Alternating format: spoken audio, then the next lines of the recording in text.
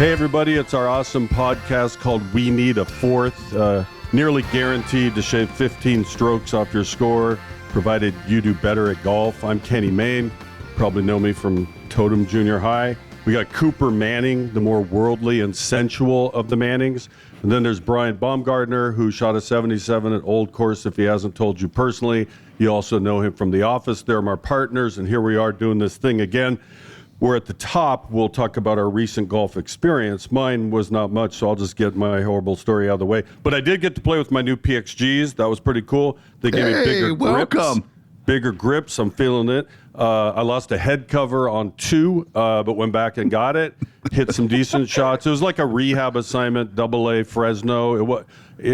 I got some things done. I look forward to a better fall, and I look forward to playing with you guys with those new clubs. Did you get a new putter too, Kenny? I'm just wondering. They gave me a new putter. I'm not cheating anymore. I now putt with both feet to one side of the ball. So you guys reformed me, even though the Royal and Ancients didn't give a fuck. They were just like, putt how you want, dude. I played yesterday, actually. I wasn't really feeling it, and boy, was I not feeling it. I was terrible, and was glad. We quit after 14 holes, and I was thrilled. So I went in there and drank a beer and ate a club sandwich and forgot about it. I'm sorry to hear that, guys. I won a little money on a couple days ago. I felt really good about myself and my game until I got to the last 4 holes. And this is a consistent theme with me, playing really well and then bogeying the last 3 holes. But I felt really strong. I felt really good. I'm sorry you guys had such shitty experiences. No, mine was okay. I'm grinding. It can't always be great. Can't always be 77 at the Old Course, big boy. You can't always. That's true. I am so excited to introduce our guest today. Joining us, he's an actor, he's a producer, he's an award-winning director, was mentioned 3 times to me. Best known as the star of the 1986 smash hit, The Hogan Family. He went on to appear in Arrested Development, starring me for an episode for like less than a minute, but also one of my favorite dramas of all time, Ozark. He's got a new series, which means everybody's got to watch. Black Rabbit is on Netflix September the 18th. He co-stars, he produces, he directed the first 2 episodes.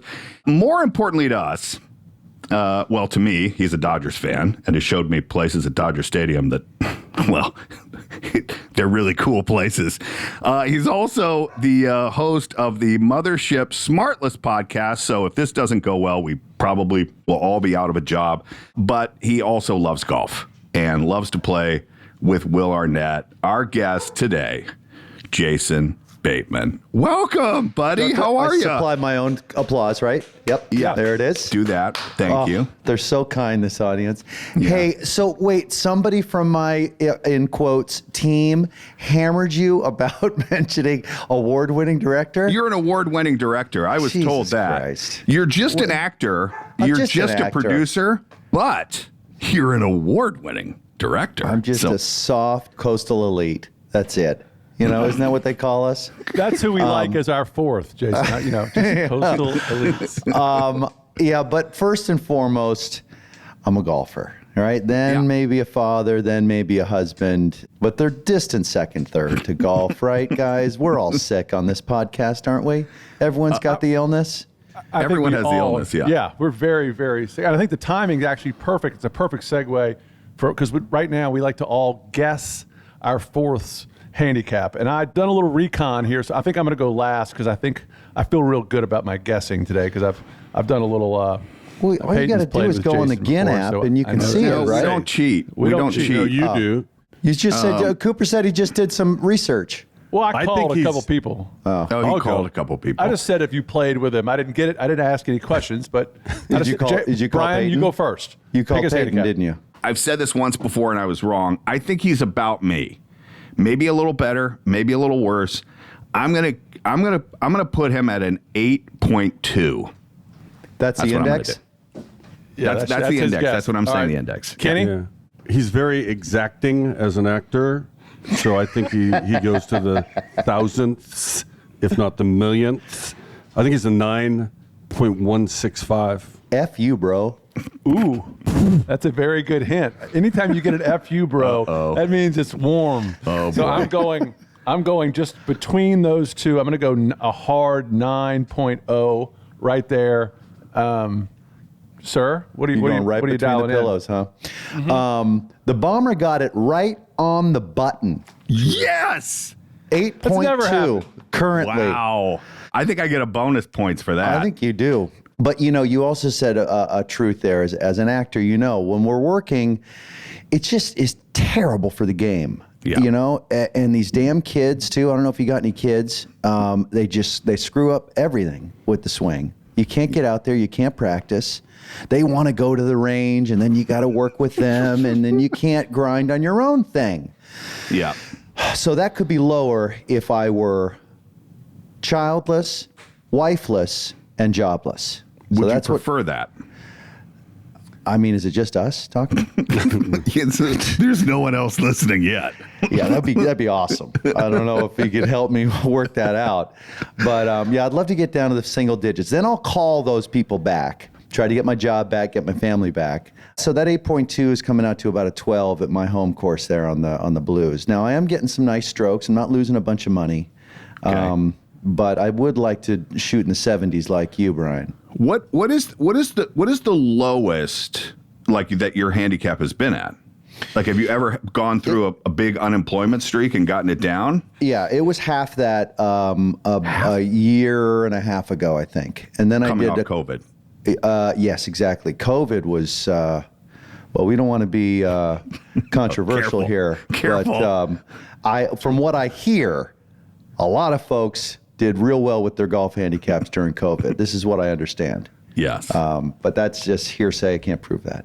Yeah. Most of them are jobless, kidless, and but happy as hell still. And probably suffering from long COVID somewhere. Jason, when I see you at the Knicks games, I thought you were doing like a Joaquin Phoenix thing at first, or you just snapped, or probably more likely with some Civil War film, something. Yeah. Folks thought I'd really I'd gone off the deep end there, and when in reality it was just the look for Black Rabbit. Black Rabbit. But that was in the middle when of people, shooting. they had to ask you, right? Like, did you make up silly other stories? Drunk Jesus, you're like a bunch of different characters. Were you acting and answering? Probably did come up with some dumb crap to say that's probably not worth remembering, but it was sort of I was trying to look like a guy who'd been making a lot of bad decisions for a while. So I tried to drop a bunch of weight, grow out the hair, head, face. I let my back grow out, my buttocks, everything. I was a mess. How'd your wife like that? The hair on your buttocks or your actual buttocks growing out? I'm trying to figure out. I let both grow long. Okay. All right. No, she loved the long hair. I think it had to do with wanting to believe she was betting someone different. Someone else, yeah. Yeah, it's been 20 some years, so I get it. Yeah, the only people sicker than doing a podcast about golf are the sickos that listen to a podcast about golf, right? But I love you all, and I bet I'm friends with half of you. This is number one priority at Smartless right now. Now, Kenny, I'm a huge fan of yours. Cooper, we haven't met, I don't think. I don't think we have. Yeah, no. Will Arnett cannot say enough about you. What happened between you two? You might not be comfortable saying it live here, but my goodness, he's fond of you. Do you trust his judgment? I do. I do trust his judgment, and I know how fond he is of both those brothers of yours, and they're just not in the conversation since he met you. I'm telling you, Jason, that's exactly what I've gotten from everybody. Dude, this is the Manning brother you want to know. Yeah. Yeah, he's like, oh, Cooper. Oh, he is That's one the guy. of one. He is one of one. I mean, He's met his brothers and their dicks, so Cooper comes off pretty well. I'm not sure the square that my head is in right now is going to be able to fit next time. I'm no, buddy. Ego He gives you very high marks. So I'm looking forward to our day in the future, perhaps. Well, that's very kind of you. I did play golf one day and spent kind of a good 24-hour run with Will, and it was like we were in fourth grade together and hadn't seen each other in a long time. It was terrific. We had a really good time. I always like a guy when you have lunch who passes on the fried onion rings, passes on the oysters, passes on the booze, yet smokes 2 cigarettes on hole number 1. That's the kind of guy. He's a mess. He's a mess. He's almost like me at Dodger games. I ordered the veggie burger, but I put chili on it. Good. I'm an idiot. You're really close with Will. You guys are great friends. You play a lot of golf together. But here's the question: does he really have good judgment? That's important to he does have for conversation. When it comes to people, he's got great judgment. Okay. When it's time to club him, he's always, I can make that shot. What do you mean punch out? No, I can bend it. He'd be in 3 inches of rough, and he still thinks you put 30 yards of bend on it. He's a moron. Who wins between the two of you? Me every time. Every time. Every time. No, he's got me a couple of times. Willie's been working a little bit more than me lately, and so he hasn't had a chance to get down to where he can be. He's a great athlete, hits it a ton. He's just, I bet he could give you a bunch of critiques about my swing. The one I'd give on his is that he just breaks down a little at the top. And so, as we all know, it's just hard to sync everything up if it all disappears on top, It's an old hockey swing.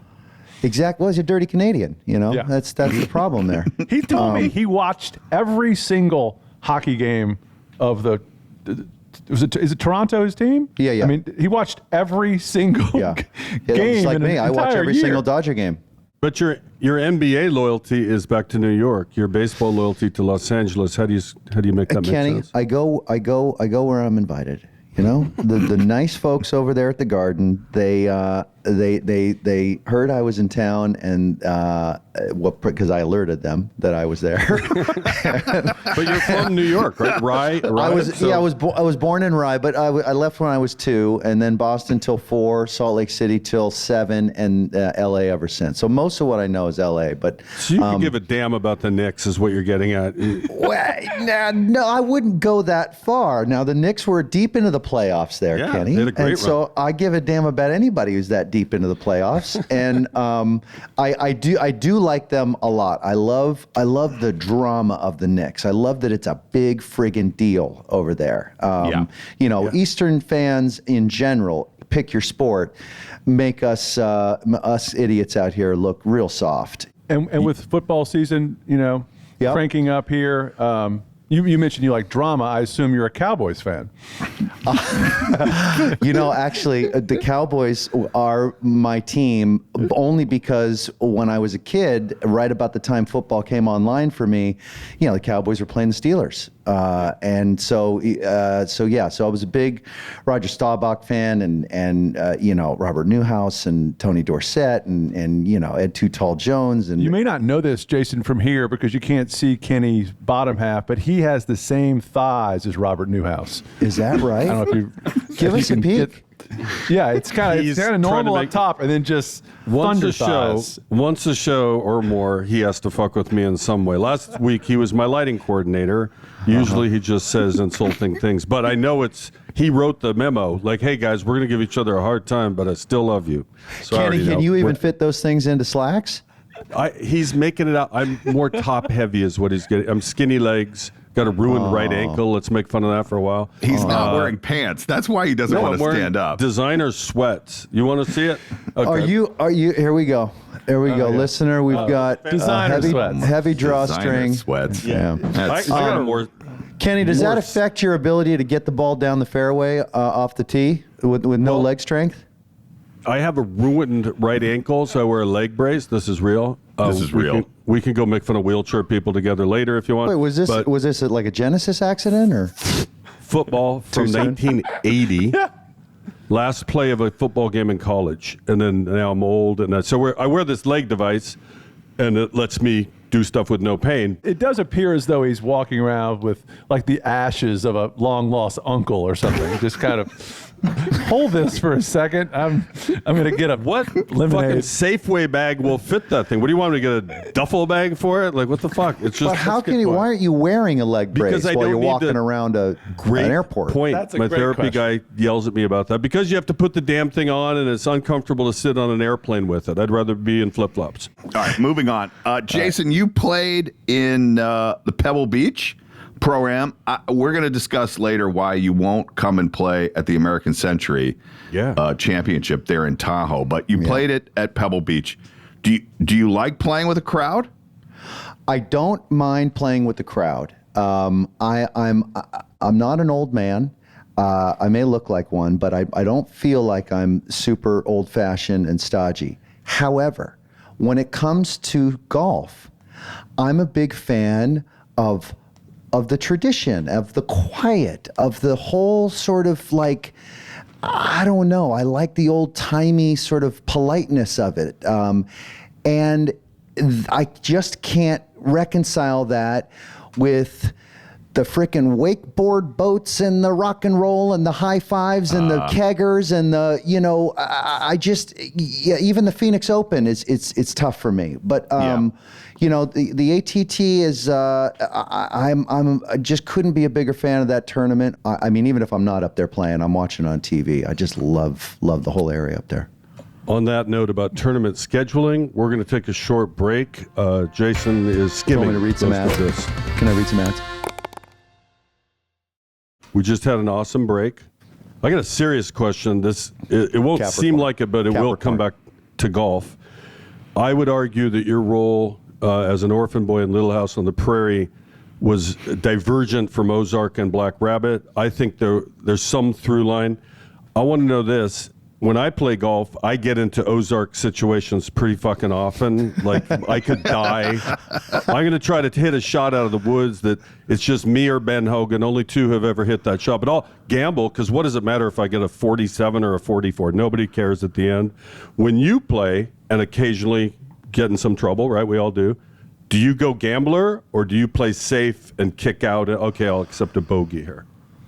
I'm trying to get better about chipping out, taking my medicine, securing the bogey, because it's the double bogey and the triple bogey that just wrecks your card, Yep. And so unless I'm feeling really good about the swing and I've got a decent lie over there in the rough, I'm probably gonna chip out, try to get up and down, but lock down the bogey. I wish I saw the golf swing as sort of simplistically as I see the baseball swing. I'd love if like a baseball swing is just horizontal, if you can just turn that thing down to make it vertical. If it was that simple, I do feel like I play with people that it's that easy to them. They just what about step a really over high tee, like a 4-foot high tee, and then you just hit it like the baseball swing? Oh God, that's a great idea. That's a great hack right there. No one's ever thought about that. When I was growing up, we always had high tea at my house. I don't know about y'all. Yeah, sounds about right. That wasn't that funny, but I liked it. I liked the effort of it, and I liked bringing your dad back into it. Yeah. I liked all of those things about it. Coop. Do you have a story of not famous folks? You just wanted to play. You're somewhere, I'm going to go play, and now you got paired with some nice little family or strangers. Have you had that experime recently? He doesn't play with strangers. In your fucking life, did you ever play with regular people? You mean people without a SAG card? No. Yeah, those guys. Those people. I love showing up and just joining a group. I haven't done a lot of that lately. You love it? Is that what you just said? I do, because I'm not afraid of golf chat. Because the great thing about golf chat for dudes, dudes aren't big on sitting around and just pulling some subject apart and really kind of workshopping it and figuring out all the different ways. That's not us. We're like, what's the problem? Here's the fixed, next subject. So golf chats are kind of 90 seconds long, right? Everyone hits their ball, you walk down the fairway, you went right, I went left, we do the 90 seconds as we're walking straight down, and then you got to go right and I got to go left, so the conversation's over. Till we come back together again on the green, we have another quick chat, different subject, another 90 seconds, it's done. So I can talk to anybody about anything and just skim along the surface. So it doesn't matter to me who I'm playing with. Plus, I'm trying to shoot the best score of my life every time I'm out there. So I don't really, I'm not out there for the bonding. I mean, I'll talk to you, but I'm grinding every day. Are you walking or karting? Walking. Love Really? to walk. Yeah. I love walking. It keeps me in the game. If I'm lucky enough to be playing a place with caddies, I'm chatting up the caddy. I don't know. I like it. Remote control bag thing? Do you like press a button and it takes off? Or do you carry it? Like, what are you? Carry it. I tried one of those remote control things, and I did 10 seconds of it, and saw it was just more work than it's worth. I do like to carry. I play at a place that you'll get a letter in your locker if you try to carry your own bag. So I don't do that anymore. But I like it. Caddy is very civilized. It's very civilized, and it's more that sort of that old school thing that I said I liked. Plus, you're not allowed to wear shorts at my place either, so you got to wear slacks, even if it's the teeth of August. I think you're right, Kenny. I think you're right, but we can't argue with tradition. The old folks I think I made played the there rules. once, and they made me go buy pants. It might be the same place in L.A. You charge it to your And guests. then, Sir, please tuck You in your should have shirt. worn them today instead of those sweatpants. Nice. Coop brought it back. There it is, full circle, Letterman style, nailed it. If you had one round that you had to play, the top of your golf bucket list, what course would it be? Who are you playing with? What would make that a perfect day for you, at least in your mind? I for the first time in my life, about 3 years ago, I think it was. I'm 56 now, and so it took me till I was 53 to make it out to the Hamptons, right? The mecca of United States golf, I would argue.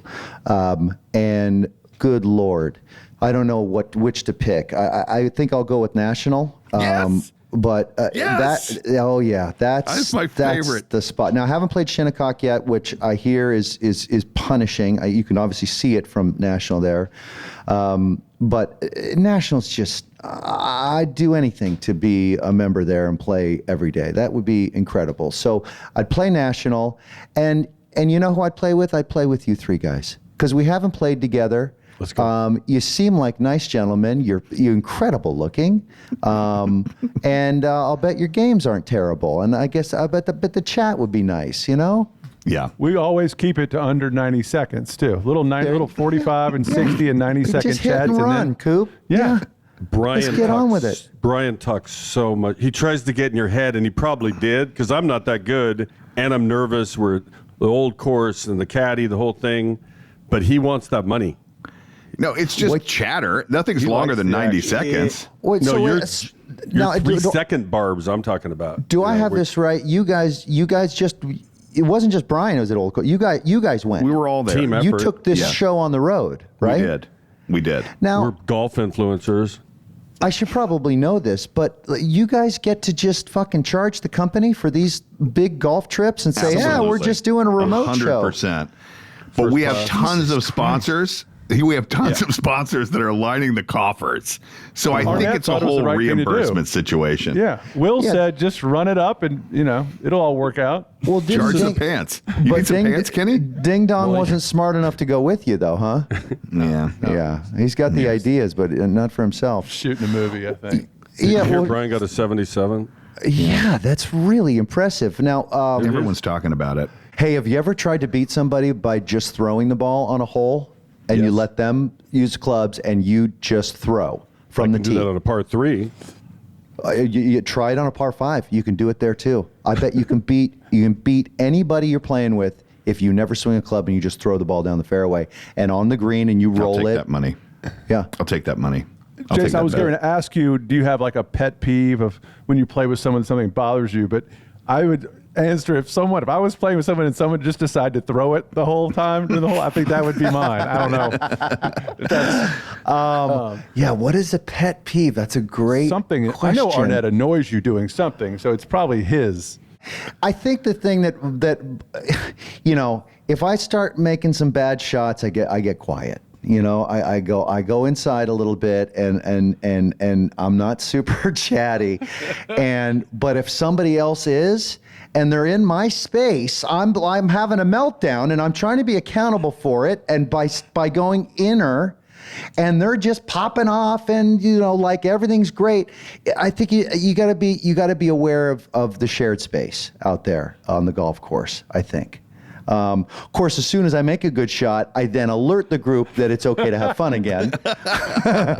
We can all enjoy ourselves again. That's what Arnett always says. Oh, baby had a good shot. We can have fun again.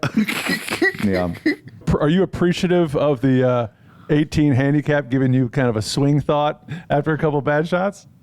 Am I? Wait, do I? No, you're just playing with a guy. You hit a bad shot, and he wants to kind of tell you what you're doing wrong. Let me tell you what you're yeah. doing wrong here, Jason. Oh, buddy, I mean, I will open up a can on someone like that. There you go. There's a good pet peeve. That's it. Unsolicited swing help.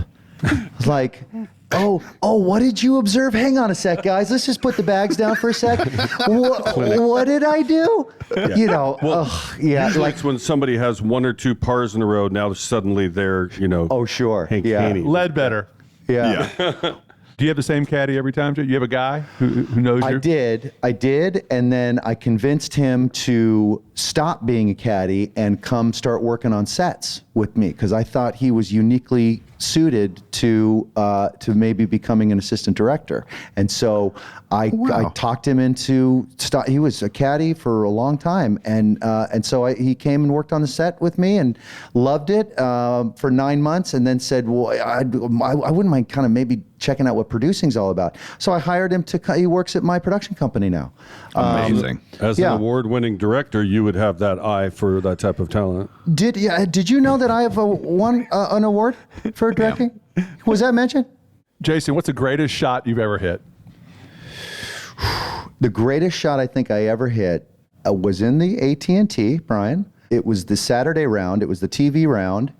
I was playing, I believe my pro was either Brian Clare or David Ogren. I remember those were the two that I played with those back-to-back years.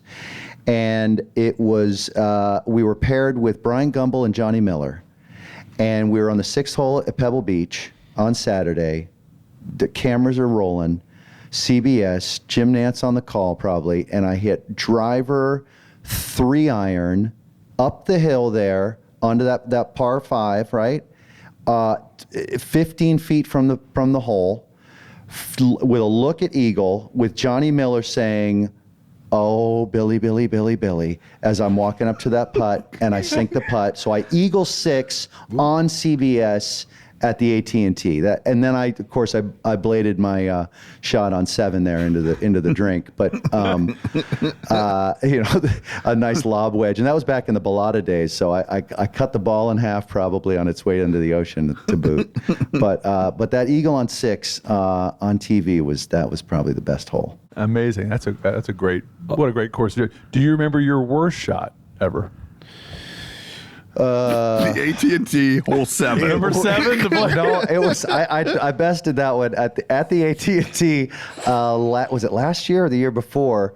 I put it in the left green side trap on 2 at Pebble Beach, and bladed my sand shot, and it was a screamer. Almost took off 3 heads that were standing on the green. Went just over the gallery and then took out a guy's windshield who was stuck in traffic on that little road there going into the lodge. No. Amazing. Yeah. Who hasn't hit a car? It was bad. Yeah. If the glass wasn't there, we would have had a dead driver. Not good. We have to take this break and pay for the show.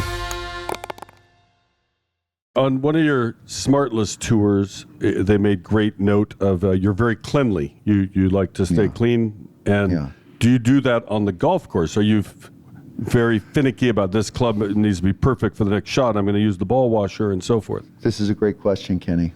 I know. I am very aware that my left hand is fine. It's inside the protective sheath of that glove. The right hand is taking a lot of fire, right? We've got mud, we've got grass, we've got all the chemicals from the course. So that hand is dead to me for any snacking opportunities for 5 hours. It's also the hand that shakes the sweaty golfers before or after you on the tee box.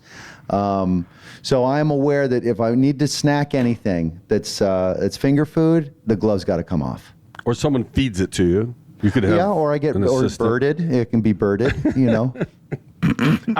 I would think anybody that sees you coming as a caddy is lining up to caddy for you because they're thinking they're going to be the next director of some major motion picture. Yeah, we might He'll have to be cut feeding that you part food out. all day. Yeah. Here you go. PB&J, you were. Yeah. For you, the cleanliness thing is dirt. Does dirt qualify? And No. I bring this up because my wife, it's like if you're in an airport, if you touch anything, Yeah, then dead. you're diseased. Yeah. But like if true. the kids are playing in the dirt outside, that's totally fine. That's nature. That's fine. You could roll a peeled orange through a garden, and I'd still eat it. Right. Right. But you won't catch me dead walking barefoot on a hotel floor. Or if I touch any railing in an airport, yes, Brian, it's I got to boil the hand before it goes anywhere near my face. And I don't know what that is. It's not about getting sick. There's something about other people's smells, their cologne or their fucking oils or their greases or their head flakes or there's all kinds of shit all over the place, Brian. I know. Is that what Black Rabbit is about? I'm just curious. How about quarterbacks licking their hands walking up to the line of scrimmage? They all do it. Phillip Rivers. What of is that? And then what about the back of the top hand there, just underneath the carriage of that center? Come on. That smells for years. Oh, buddy, there's no The top of absorbent. Peyton's right hand smells like I could smell if Jeff Saturday's walking in the airport. Do we have Zero like a healthy absorbent wipe qualities sponsor to we that. can just go to? Emergency healthy wipe sponsor right now. Anybody? You talked about you started Smartless as a way to keep up with friends of yours during the pandemic. Thanks for having me on. Is it weird to you? Your episode was fantastic, Brian. Thank you, actually. Well, I don't think it happened. But anyway, is it weird to you now that you're still doing it? Yeah, it was weird. About 3 episodes in, we were still doing it. I'm stunned to this day that people listen to our drivel. I'm flattered, of course, very appreciative, humbled by it. But we're just talking, and if people like listening to our talk, well, we're very, very happy to have them. It gives us a chance to. Yes, stay connected, talk to people we wouldn't otherwise have a chance to, hold in a room for an hour. So it's just been such a gift, and hope it goes on forever. But we don't think we're doing anything that is profound. We're not solving brain cancer. We're certainly not hard-hitting journalists. So we're just getting after it, and hopefully people dig it. I do want the 4 of us to play. Why can't we do that? You ever come out to Los Angeles? I do come out to that. I've played at your spot a couple times. I played with the pro a couple times. Well, The old pro, nice. Dave. Our daughter's Dave. in LA. We'll come to LA. Our daughter just graduated from USC. My daughter just started there.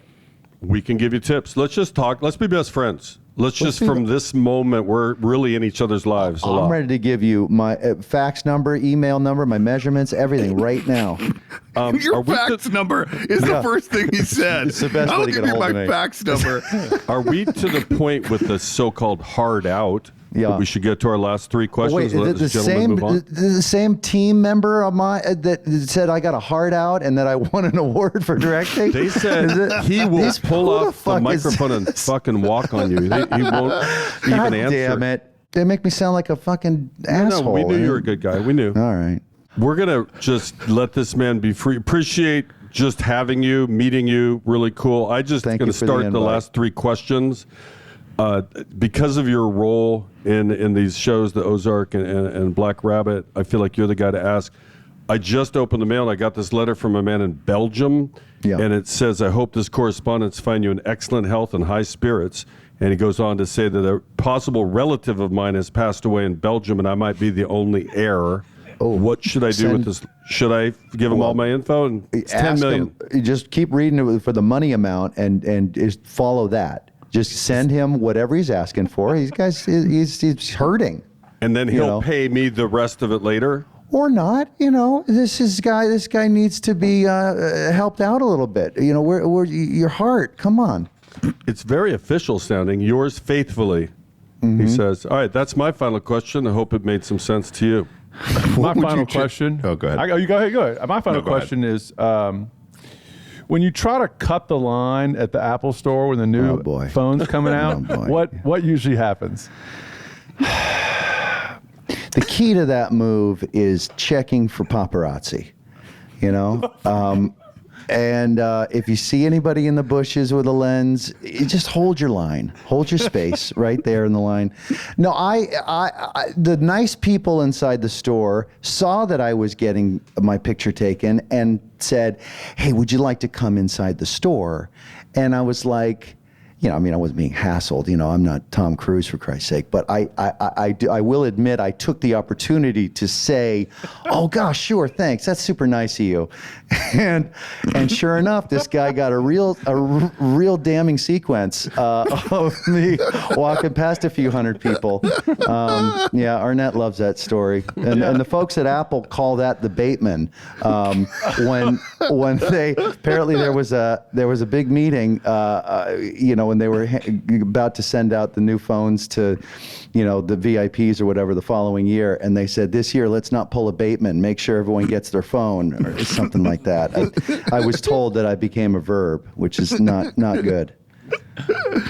Well, I will let you know it is so good to see you. You too, Brian. It's been a long time. I really appreciate you coming and chatting with us. And you've already invited us to play golf, so I don't have to ask you if you'll be our fourth. If there was one thing about golf that you could change, what would it be? You get to move the ball out of the divot. There you go. Love it.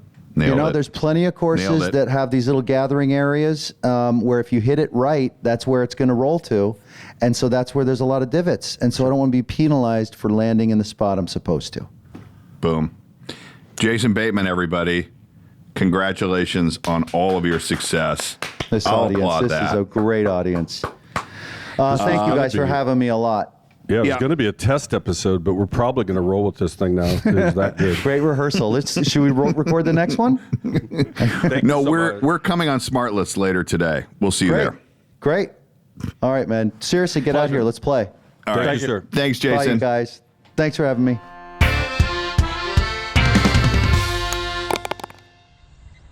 We Need a Fourth is produced by Smartless Media and Electric Avenue. Brian Baumgartner, Cooper Manning, Kenny Mayne, and Stewart Bailey are executive producers. Produced by Ann Harris and Kyle McGraw. Engineered by Kyle McGraw. Edited by Josh Richmond. Associate producer, Maddie McCann. Executive producer for Electric Avenue is Marc Forman. Executive producers for Smartless Media are Will Arnett, Jason Bateman, Sean Hayes, Richard Korson, and Bernie Kaminski.